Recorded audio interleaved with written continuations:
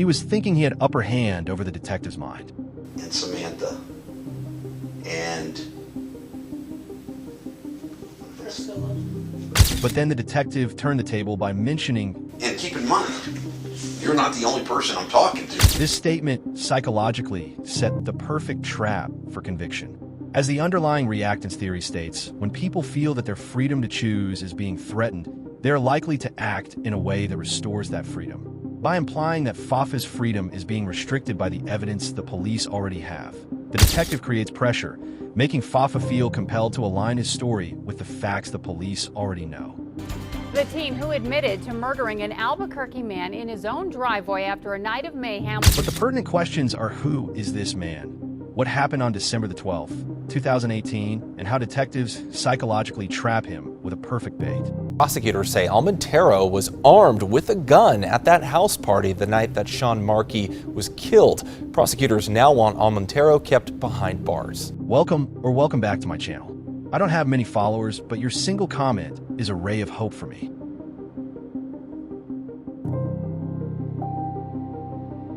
In December 2018, 15-year-old Colin Romero and 14-year-old Ahmed Latif were brutally murdered in Albuquerque, New Mexico. The crime, which stemmed from a botched drug deal, saw the teens kidnapped, tortured, and shot multiple times. Romero was shot 9 times, while Latif was shot 19 times. Their bodies were discovered in a remote area of Sandoval County after being buried for 2 weeks. Upon suspicion, the cops arrest Julio Fabian Fafa Almontero and brought him in for the interrogation, and today we will focus on the psychological elements of this interrogation.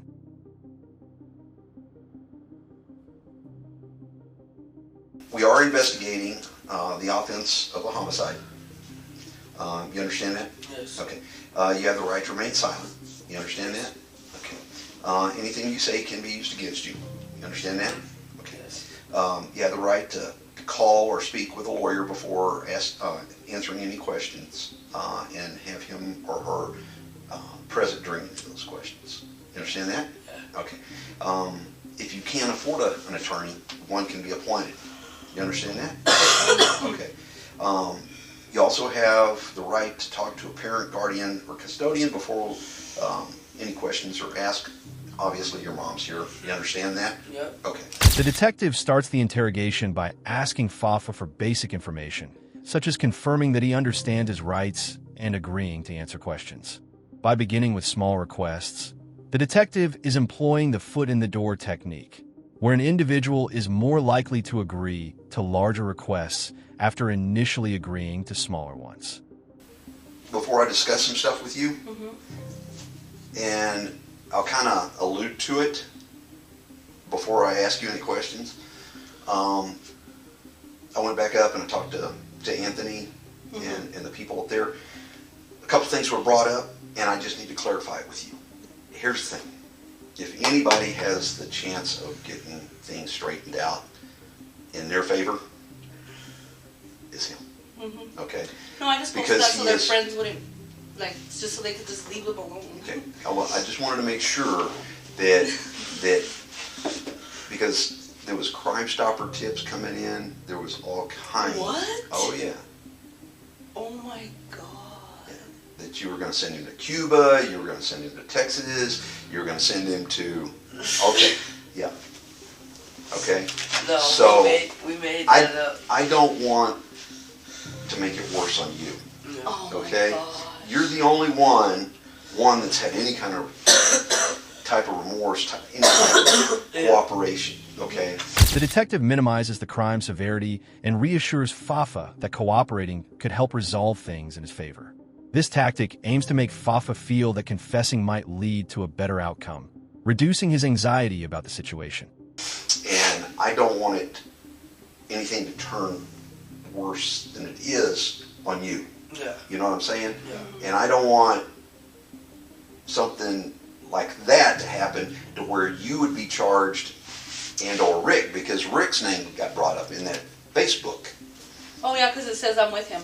Yeah. Yeah. So I don't want something to happen. You know what I mean? That was just a joke. Okay. So you're assuring me that's not going to happen? Yes, I promise. No, I promise. Okay. Because I don't want it to go to that. No. Okay. All right. In the beginning of the interrogation, the detective adopts a calm and informal tone, attempting to put Fafa at ease. He reassures him by saying, "This isn't about going to jail, it's just about you talking with us, getting through this." This tactic aims to reduce Fafa's anxiety, creating a less confrontational atmosphere where the suspect feels more comfortable sharing his side of the story. Having that said, I knew it. I knew it. having said that, a couple things I need to get. Okay, things have turned. Well, I don't want to say turned. Things have started happening in regards to the case. Saying that, it is. I don't even want to say changing. We conducted an interview with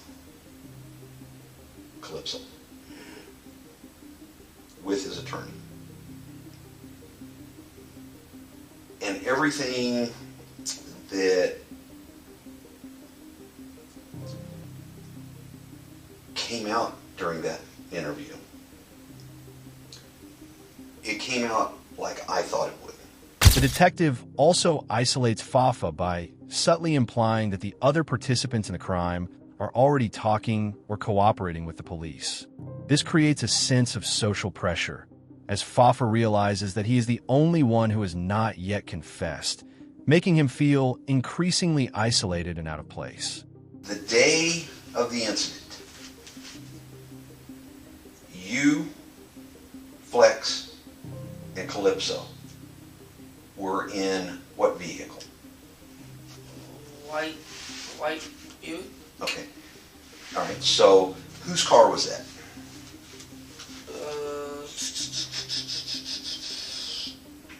Okay, so. Just tell him. Okay, so.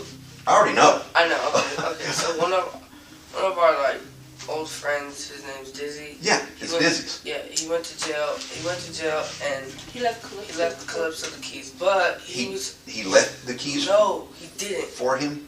Not for him. He was supposed to take it back to his house. Okay. His car to All his right. house. As the interrogation progresses, the detective slowly feeds Fafa with information about the crime, presenting facts and details that Fafa might not have been prepared for.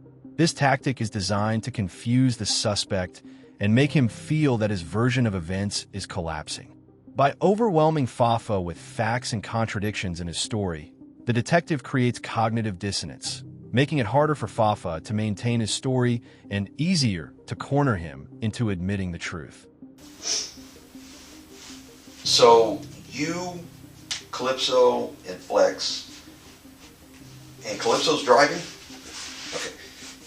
Y'all go over to the location that y'all met up with Ahmed and Colin. Is that correct? Kind of run me through just briefly how that section came about. You know, when Colin and Ahmed came out to the vehicle. Tell me how that worked. So we parked in front of his house. And we were just sitting there, and then he didn't tell me it was a lick yet, and I was like, He was going to lick it. yeah. Okay. He didn't tell me. And I know what that is, but tell me what that means. Like rob. Okay. And I didn't know that, so then we were all high. We were high, like high. Were y'all on what? Xanax. Just Xannies? Xannies, weed, alcohol, cocaine, Okay. all kinds of stuff. All right. The detective begins to introduce conflicting details and complexities, which force Fafa to maintain a consistent story, making it harder for him to keep up. This creates confusion and stress, leading to mistakes or inconsistencies that the detective can exploit. And then when he came, what I think it was, Ahmed, he came out first. He came out first, and then he got in the back seat, and Ahmed got into the back seat? yeah. Okay, which? No, he actually came up to the window first, to Calypso's window, Okay. and he shook his hand, and then he was like, just hop in the back, and then Okay, so which door did he get in? this side. The The pass left. or the driver's side? Driver back, yeah. Okay. And he got in, and then we were just chilling, and then out of nowhere, Calypso just points his gun at him, and then Calypso does what?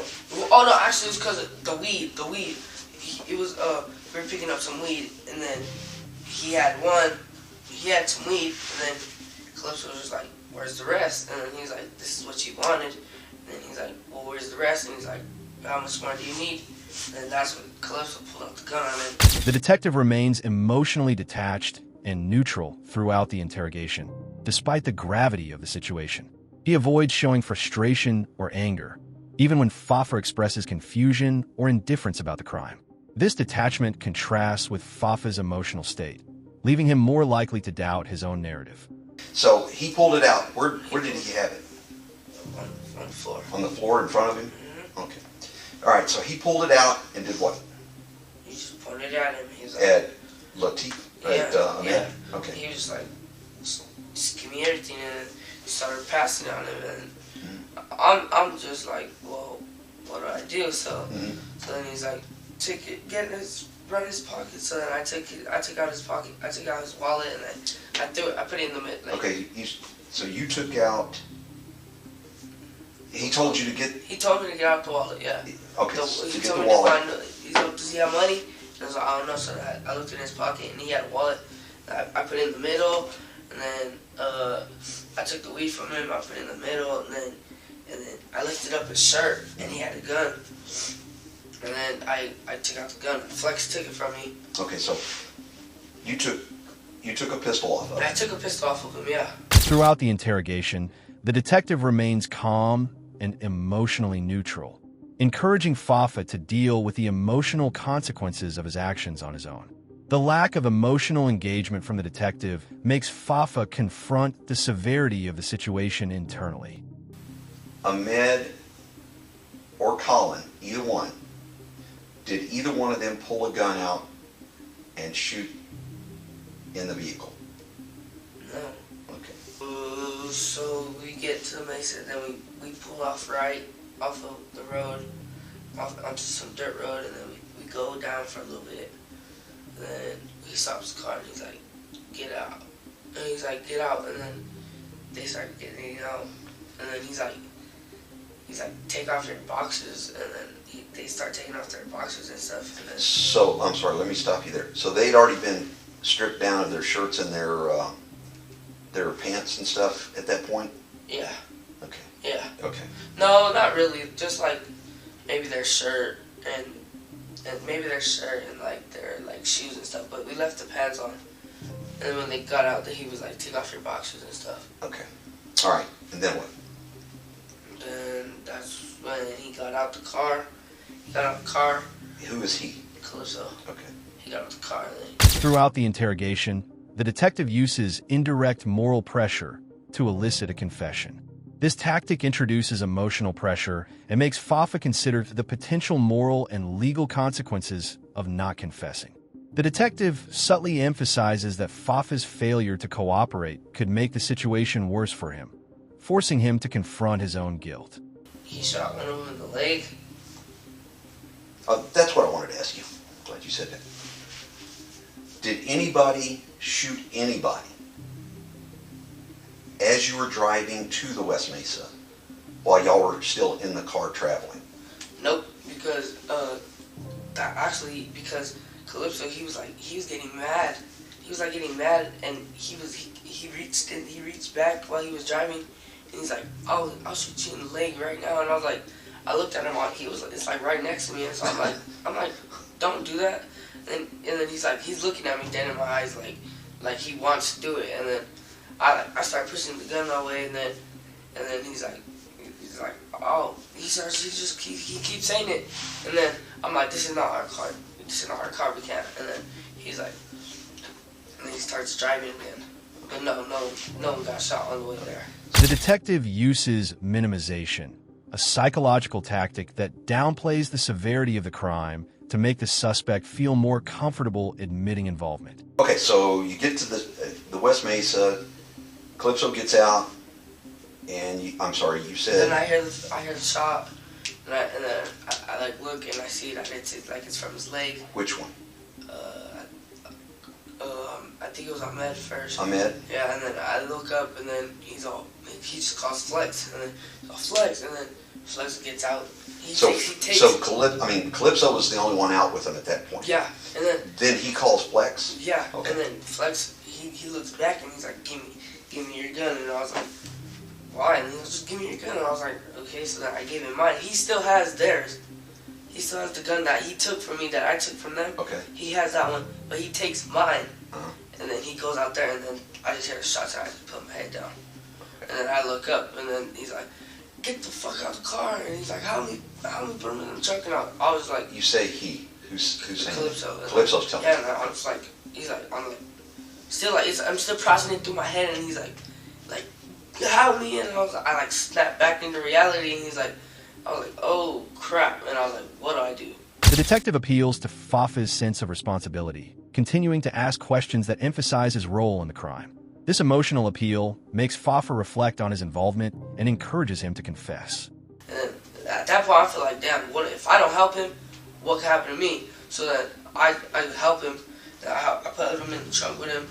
Okay, I'm again gonna ask you: did you shoot at all? No, I didn't. I just gotta ask. Yeah. Okay. I So didn't. you never pulled the trigger on either one of the boys? Nope. Okay. Did Flex? Okay. Once you put the kids back in the trunk, you go where? Ooh, we start driving. Then he starts flipping out.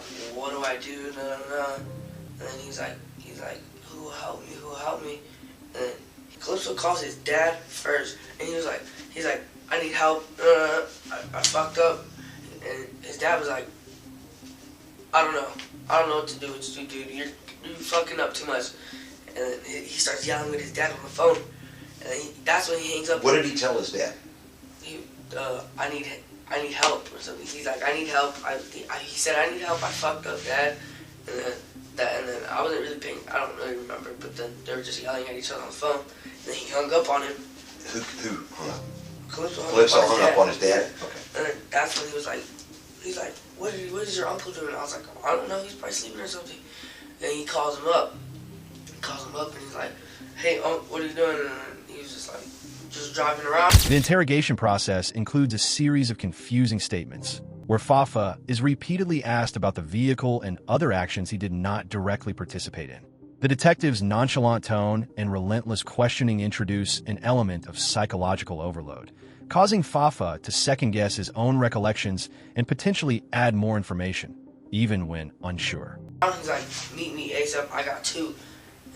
My uncle's like, what? He's like, I'm not saying it on the phone, just meet me. I got two in my trunk. Did he tell your uncle that you were with him? I think, no, he didn't tell him. He when we pulled up, he saw it? Yeah. Okay. We pulled up to the back, and then my uncle's sitting in his car, in his rental car. And then Calypso, he starts talking to him. And then that's when I was like, you guys need to watch this car driving around like this. And then he's like, shut the fuck up. You don't know what the fuck you're talking about. You never even done this before. I was like, yeah, but if I was, I would be smarter than this. And then he starts screaming. He's like, you're just a little fucking kid. You don't know anything about this shit. Who started yelling? So he starts yelling at me, and then he's like, you don't know anything about this shit. And then my uncle's like, just be quiet, Fafa. And then I was like, all right. So I'm just thinking in my head, like, what the fuck? Like, I'm still going through this shit in my head. Throughout the interrogation, Fafa repeatedly denies his involvement in certain actions, but the detective continues to press on, gently guiding him back to the facts. By framing the crime as something that has already been exposed, the detective pushes Fafa into confronting the reality of his situation, which disrupts any denial and opens the door for him to admit guilt. He gets out the car, starts smoking a cigarette with my uncle. They're talking outside of the car. I don't know. So you don't know what they're saying? Nope, them three out the car. And then they get back in the car, and then he's like, Flex get in the car with him. Flex gets in the car with him. So Flex gets in the car with my uncle, yeah. Okay, in his rental car. Yeah. Okay. Then he's like, and then I stayed in the back. I stayed in the back while he's in the front. Even though Flex got out, I stayed in the back. Okay. And then he's like, I was like, where are they going? And then they're like, they're about to go to the Home Depot. They're about to go to Home Depot and get a shovel or something. I was like, what are you guys about to do? He's like, don't worry about it. And then we pull up to Calypso's house. We pull up like down the road from his house, Calypso's house, and then he's like, start cleaning out the car, Fafa. And I was like, what do you want me to clean? And he's like, just take out like all their clothes, just put it in a bag. And I was like, all right. So I put it in a bag, and then he takes it from me, he gives it to Flex. And then he gives it to This is a direct appeal to moral emotion, particularly guilt. The detective focuses on making Fafa confront his complicity in the crime, which builds moral pressure. The detective's calm and collected questioning forces Fafa to face his guilt, making confession seem like the only way to relieve that guilt. They're like, Dad, this is where I hear it. They're just like they park next to each other after I cleaned out the back seat or whatever. And then he's like, he puts the guns in the trunk. And Of which car? My uncle's rental. Okay. He puts them in the trunk. And then me and Calypso get into his car. Into my uncle's. And my uncle gets into the Buick. To the Buick. Yeah. Okay. And then Flex and him, they drive off. And then do you know when Anthony went to the store to get the cleanup stuff? No, they haven't did it. They haven't did it. No, they haven't done it. Right. And then I had to clarify that. yeah, no, I should have said that before. And then they followed us back to the house, and then that's when that happened. And then they switched cars, and they drove off, and I was like, so where are they going, to the store? And they're like, he's like, yup. And then he's like, back out. And then he's like, back out to the mesa. And So Anthony and Flex is in the white Buick. White Buick with them. And they take off, and They the take off. two bodies are in the trunk. Okay. Throughout the interrogation, the detective uses nonverbal cues, such as maintaining steady eye contact and speaking in a calm but firm manner to assert control over the situation. He called me, his dad called me in there. It's like, when stuff like this happens, the situation that you're in now, you're not gonna be able to get out. And I was like, I was like, all right, like I was like, okay. Okay, explain that to me. You said like the dad, Calypso's dad tells you what? He says like, you guys know what you guys did. Like, you guys know what you did. You guys, it's not good. This is gonna be everywhere. And then I'm still looking at him, and he's like, are you okay? This is gonna hit you. And then he's like, this situation that you got yourself in, you're not gonna tell nobody. You're gonna stay with Calypso. And I was like, okay. So, okay. I just kept saying, okay. Let me stop you. So, Calypso's dad tells you. So obviously, like saying like you're not gonna go see no one. Like you're gonna like stay low key now. Okay, but what I'm saying is he obviously knew exactly what had taken place. Yeah, because Calypso told him. So Calypso told his dad what had happened. Yeah. By referencing Calypso's father's awareness of the crime and implying that everyone is already aware of Fafa's involvement, the detective isolates Fafa socially. This makes him feel pressured to conform and confess, as he is left feeling that not admitting guilt will make him stand out as the only one withholding the truth. His dad told you to keep quiet? Yeah, like keep quiet, like don't say nothing about this thing. Okay. Then I just got to make sure I'm understanding. Yeah, no. Because I'm getting stories from. I was like, all right, and then he's like, go get those guns from the trunk, and he gives me a bag. I go. Calypso tells you to go get them? Okay. So I go get them. And I'm just like practically running around. And how many guns? So there was his big one, and then mine, and then the one they had. The one that Flex had. Yeah. After you took it off of. Yeah. Okay. Right. So in total, three. like 3. Yeah. Okay. And then I get them for him. And this is at his dad's house. His okay. house. And I get them for him. I take him inside. I take him to his dad's room, and then his dad, he has all these cleaning tools and stuff. Mm-hmm. Not cleaning tools, probably not cleaning tools. He has like a case, like a case that you tool. can put it in. The detective starts with questions about the actions leading up to the murder and slowly escalates to more significant questions about the disposal of the guns. This gradual escalation is a foot-in-the-door technique, where each small agreement makes it harder for Fafa to refuse more intrusive questions later on. By the end, the detective hopes to corner Fafa into confessing. So he had him. Yeah, he had him. Okay. After he knew that He knew the situation, so he helped the situation to put them away from him. and that you're saying that because Calypso told his dad what had happened. Yeah. Okay. He told him. All right. I just got to make sure I understand everything. Yeah. It's going to be horrible having to write all this up. That's why I have to make sure I'm understanding everything. Do you get to go back and listen to? Yes, and that's why we record it, so I can go back and keep in mind you're not the only person I'm talking to. Yeah. So I have to go back and write on all of the people that we talk to. Okay, so that happens. Then what? The detective uses language that makes Fafa feel like he has an ally in the process, telling him, "You're not the only one I've talked to." This tactic subtly conveys to Fafa that his cooperation is being appreciated and that other people have already been cooperative, making him feel like confessing will protect him or help his situation. That's when I shower. I just get into basketball shorts and stuff. We smoke a blunt, and then that's when I take a nap. And I wake up to Calypso gone. And I was like, I asked his sister, I think one of his little sisters, I was like, where'd he go? Yeah, he's like, he left with his girlfriend. I was like, oh, alright, man, I'm gonna go back to sleep. So I went back to sleep, and I woke up, he was back. And then he was like, it wasn't even like hours, it wasn't even like a couple hours, I think, around like 11 o'clock, that's when it was up, that they were missing or whatever. And then he was like, he woke me up from my sleep like, get up. And I was like, what the fuck, dude? And he's like, This final appeal solidifies the detective's authority and control over the situation. By positioning confession as the inevitable conclusion, the detective leaves Fafa with little room to escape, and the question about taking responsibility forces the suspect to confront his actions head-on. And I need you to be honest with me. And you may or may not have been there when this was said. Yeah. Did your uncle tell you, Calypso, or Flex that you're aware of? Did he tell them that they needed to get rid of that vehicle?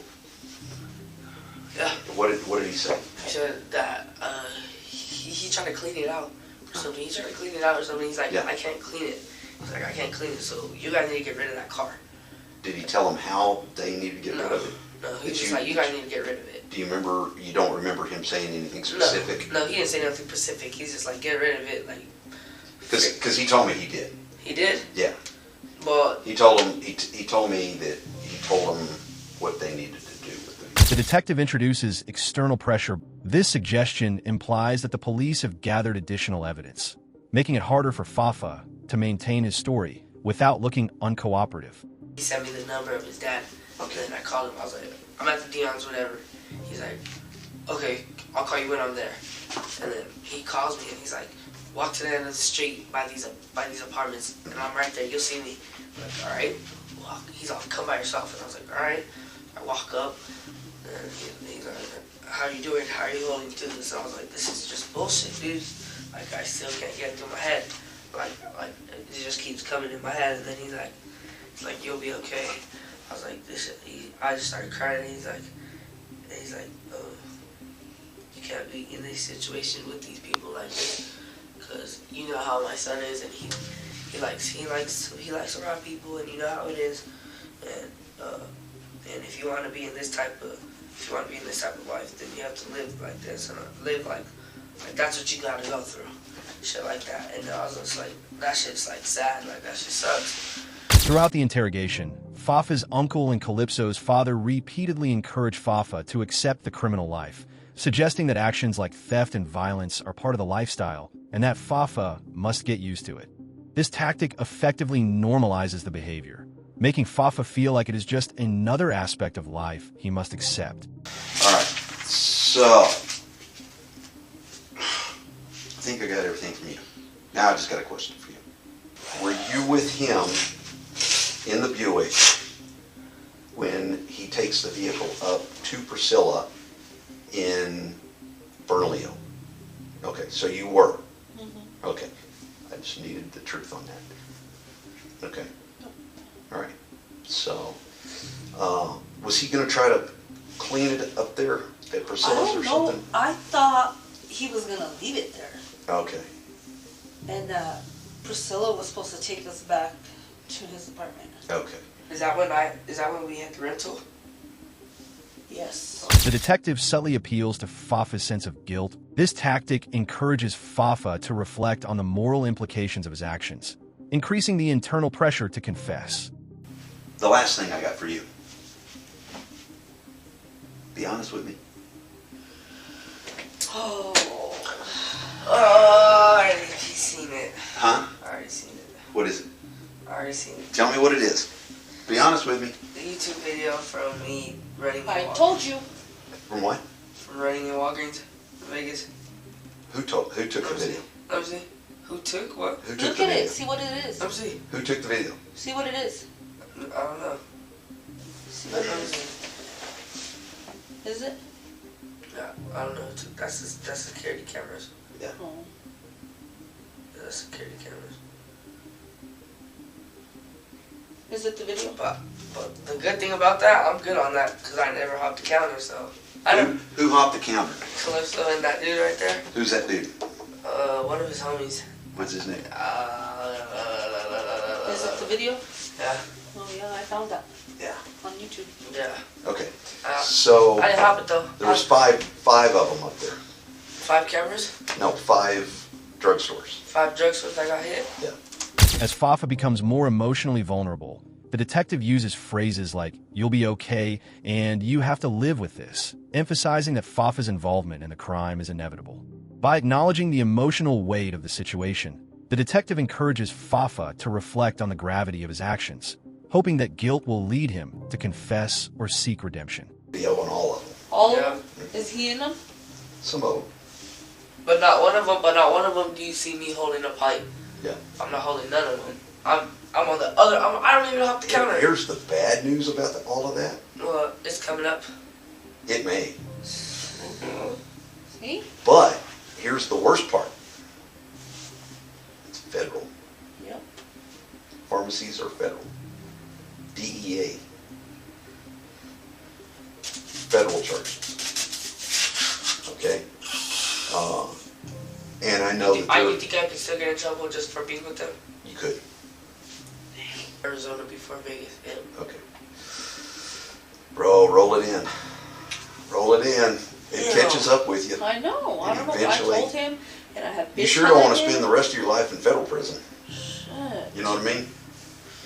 With all this other shit. You know what I mean? Yeah. Clean it up, bro.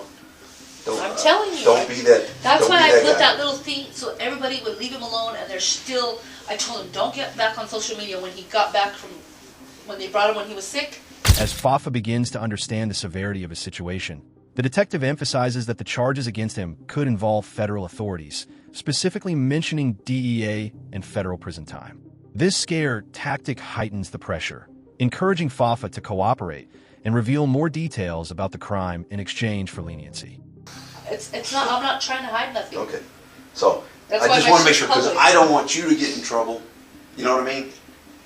If, I know if that's you were why to I get worded in, it the way I did, and I knew and that I don't was- want you to get in any worse trouble. Yeah. You know what I mean? I guess I just So- stop with the pranks. So I just don't want you to do something like that. No, I wouldn't You don't do need that. it. I You don't wouldn't need do that. that. Yeah, I would no. not do that. And you're better off standing up. Believe me, he tried to tell me that he wanted to leave, and I said, "You're not leaving. Yeah. It's You're not leaving. bro. It's not worth it. You're You'll not. be. They'll catch you, Look at, dude." look I at know. you will be better off standing up, Fine. saying What the hell what you happened? told me, Yeah. being honest. Then Man just it throwing up. it to the ground and Yeah. fucking Because- it up. Then it's gonna make it worse. It is, and Yeah. I'm telling you, you are in a better light than anybody. Okay, Yeah. so just I man just up. can't believe that they're trying to blame him.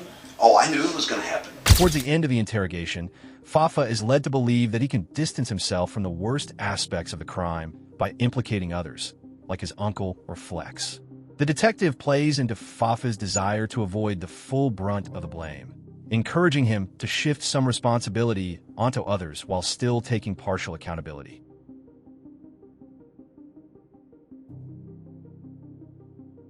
Good afternoon. Albuquerque teens Colin Romero and Ahmed Latif were tortured and shot before being dumped on the Rio Rancho Mesa last December. Last week, one teen was charged with their murders. Today, 2 more men were. In the case of the 2018 murders of 14-year-old Ahmed Latif and 15-year-old Colin Romero in Albuquerque, New Mexico, 3 men were convicted and sentenced. Julio Fabian Fafa Almenaro, along with Stephen Goldman Jr. and Jimmy Atkins, was found guilty of 2 counts each of first-degree murder, kidnapping, and armed robbery. Well, the grand jury met today and returned indictments against Stephen Goldman Jr. and Jimmy Dunbar Atkins, long called suspects in the murders, and today they were officially charged. Now, Stephen Goldman Jr. and Jimmy Dunbar Atkins, along with Julio Almenaro, who was arrested last week, are all charged with 2 counts of murder, kidnapping, conspiracy, armed robbery, and tampering with evidence. Also, today, Goldman's father, Stephen Goldman Sr., was indicted on 2 counts of tampering with evidence and 1 count of conspiracy. He's accused of burning the car used to dump the bodies and disposing of the guns. 15-year-old Colin Romero and his friend, 14-year-old Ahmed Latif, were kidnapped from a home in the Northeast Heights last December after a drug and gun deal gone bad. They were tortured and shot before being murdered. The victims were reportedly tortured before being fatally shot. Latif was shot 19 times and Romero at least 9 times. The court sentenced each defendant to 2 consecutive life sentences, requiring them to serve 60 years before becoming eligible for parole. The teen who admitted to murdering an Albuquerque man in his own driveway after a night of mayhem was sentenced to 25 years behind bars. The judge gave him the max under his plea deal, saying Jeremiah King isn't sorry for what he did, despite his courtroom apology to the victim's family. Kim King's mom also addressed the judge at her son's sentencing today, saying her son is a good kid who made a mistake. The only sign of emotion Jeremiah King showed today was a smile as his family sat in the courtroom waiting to hear what his sentence would be. He was able to go out, drink alcohol, use drugs, spend time with his friends without any adult supervision whatsoever. King was only 16 when he murdered a beloved Albuquerque bartender in his own driveway in the middle of the night back in 2015. You have no idea how much, Jeremiah, you took from so many people. You took a life. It doesn't get any worse than that. Judge Stan Whitaker emphasized that a lesser sentence would diminish the lives of the 2 boys who were killed.